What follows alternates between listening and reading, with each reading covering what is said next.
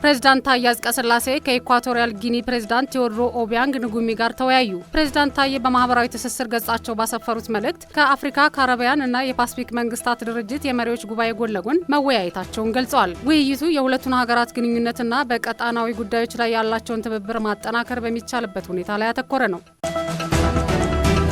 ከነዳጅ ጥገኝነት ለመላቀቅና አረንጓዴ ኢኮኖሚን ለመገንባት የታዳሽ ኃይልን መጠቀም አማራጭ የሌለው ጉዳይ ነው አለ የውሃና ኢነርጂ ሚኒስቴር። ሚኒስቴሩ በመካከለኛው ምስራቅ ቀውስ ምክንያት የተፈጠረው ችግር በነዳጅ ጥገኝነት ላይ የተመሰረተ የኢኮኖሚ ግንባታ አዋጭነትን ጥያቄ ውስጥ መክተቱን ገልጾ እንደ ሀገር የታዳሽ ኃይል ለመጠቀም የሚያስችለውን መመሪያ ወደ ተግባር ለማስገባት እየተሰራ ነው ብሏል። ሚኒስቴሩ 100 ኪሎዋት ፒክ የሚያመነጭ የሶላር ፓርኪንግ ገንብቶ የሶላር ኃይል መጠቀም መጀመሩም ተነስቷል።